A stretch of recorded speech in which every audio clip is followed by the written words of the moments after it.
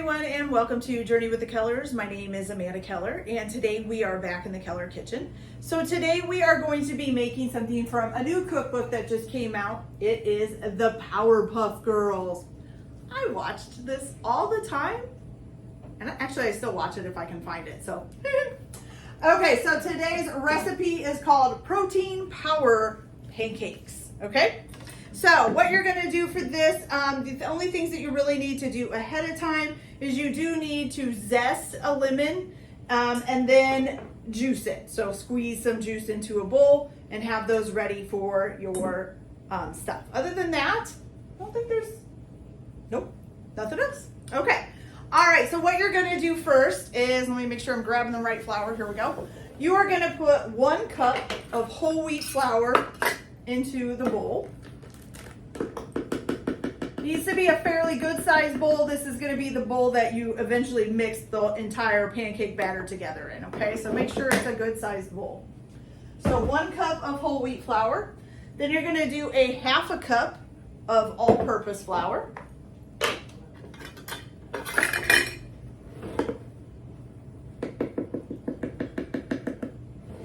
Okay, got that.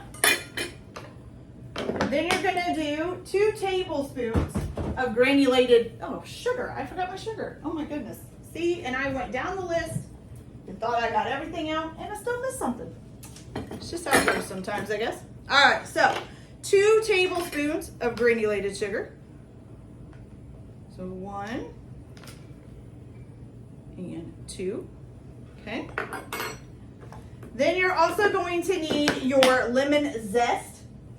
Not the juice yet, just the zest. Okay. That out of the way. That out of the way. Then you're also going to need some baking powder. So you need 1 teaspoon of baking powder.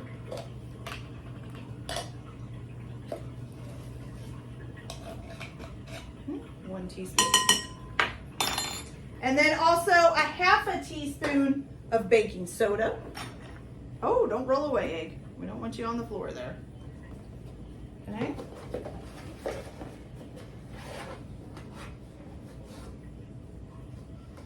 Okay. 1/2 teaspoon baking soda. Oh, over here. Then you're gonna need, let's see, some salt, I think. Yes, so you're gonna need a 1/4 teaspoon of salt. Should be this little guy. Keep looking in the wrong direction. Okay. 1/4 teaspoon of salt. There we go. All right. You're gonna whisk that all together, okay?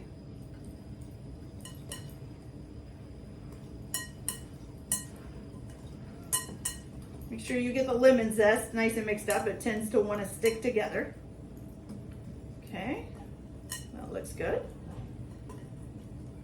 All right, so you got a nice kind of a tannish, powdery looking substance, okay? So now you're gonna make a well in the middle of this, okay? So basically like a hole, but the hole doesn't go all the way through to the bottom. So you don't wanna see the bottom of your bowl.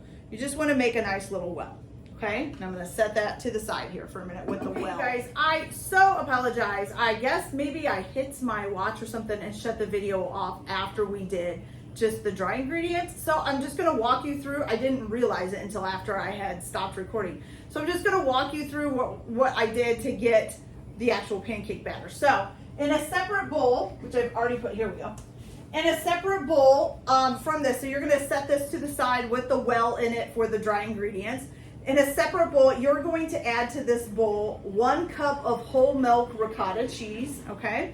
Then you're also gonna add 2/3 a cup of milk, 2 large eggs, and a 1/2 teaspoon of vanilla extract. And you're going to just whisk that all together, okay? Once you've got it all whisked up together, you're gonna pour that into the well in your flour mixture, okay? And then you're gonna stir that all up just until it's combined. So once it looks all combined, stop stirring it, okay? So now I'm heading over to the stove to show you guys how to cook this. You're gonna need either a griddle or skillet, whichever one you're gonna use, and a little about 3 tablespoons of butter for cooking with it.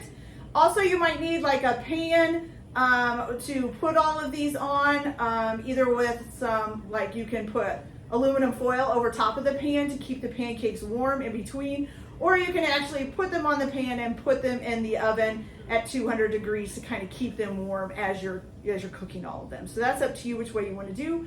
A lot of times I usually just keep the pan on the stove next to either the skillet or the griddle that I'm using, and then keep aluminum foil over top of it and keep adding the pancakes to it. And then if we're not quite ready to eat when they're done, I'll put them in the oven at 200 degrees. Usually just some aluminum foil over the top of them will keep them decently warm, okay? So, sorry about that. So now I'm gonna go over to the stove and I'll be right back to show you guys how to cook these up. Okay, you guys, so now we're gonna go ahead. I have a griddle here. So I'm gonna use that. You're gonna turn it on to about a medium-high heat to get it nice and heated. Did that one light? Yeah, okay. And what you're gonna see, I do have a pan. I couldn't set it here because it blocks your guys' view. So I just do this. I just put basically my cookie sheet. I put a piece of parchment paper on the bottom, and this pan is too wide for one piece of aluminum foil. So I split it in half, and then I kind of make it so that it's easy for me to just kind of push a pancake under there and just close it up real quick, okay? So usually I have that sitting right here, but it was blocking your guys' view from doing the pancakes. Okay, so what you're gonna do, so I took my 3 tablespoons of butter and I cut them up into 1 tablespoon apiece, okay? So you're gonna put that on there and get it melted. Kind of slide it all over. Make sure it coats the whole, either skillet or griddle or whatever you're using to cook these. Now, if I get it all covered, sometimes I will just take what's left off and then reuse it, because you don't need a whole gob of, you don't need your pancakes swimming in butter. So you're going to use about 1/3 of a measuring cup, and you're just going to scoop up some pancake stuff and then put it out. If you need to, you can spread it out a little. I'm kind of trying to make mine not so pointy looking, okay? I think I can get about 3 on here. 2 and 3. Okay, you're gonna cook that until you start to see bubbles on the top, and then should be brown on the bottom. Once you see that, then you're gonna flip them over, and then you're just gonna wait another, and this probably the bottom part will probably take 3 minutes, and then you'll flip them over and wait for the bottom part to get brown as well, which will take about 2 to 3 minutes. So once you start seeing like little air bubbles come up through the top, that usually means it's time to flip it so that you can just do the bottom, okay? All right, you guys, so I'm gonna go ahead and get these cooked up, and then I'll come back and show you guys how they turned out, and we will try them and see how they taste. So I'll be back in just, guys, so these are all done. Look at them, they look really good. Now, just so you know, so it says to do it on a medium-high heat. So for heating up the grill, that's perfect, but you may want to turn it down pretty quickly to maybe even like a medium low, because otherwise they will start cooking on the outside faster than on the inside. Like your first batch might be okay, but your second batch, it'll be nice and hot and it'll cook the outside and the inside won't be done. So make sure you turn your griddle or your skillet down while you're cooking them. I almost forgot, and so one of these almost got burnt.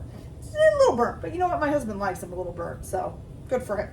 All right, so this is them all done. They look fabulous. So let's go ahead. There's this little piece here. I'm just gonna go ahead and try it. Now you can, of course, put syrup, butter, anything else you want on these. A lot of people in my family do peanut butter, but I like to try them by themselves because it kind of gives me a gauge of how much extra stuff I want to put on it. If the pancake itself is already super sweet, then I'm not gonna wanna add a whole bunch of super sweet stuff on top. But if the pancake itself is really not kind of super sweet, then I might want to, or not really sweet at all, then I might want to put some extra stuff on it to give it a little more flavor.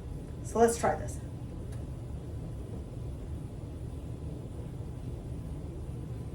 Okay. Really not sweet very much at all. It is good, just so you guys know. I'm not saying it's disgusting because of that, because it actually is really good. It's really soft and moist. Delicious, actually. But if you're somebody who likes a sweeter pancake or whatever, then you'll know, oh, okay, maybe I need to add some syrup to this one. But if it was really sweet, then maybe you just say, oh, okay, maybe I'm just going to put some butter on top of it and it's already sweet enough. So that's up to you guys.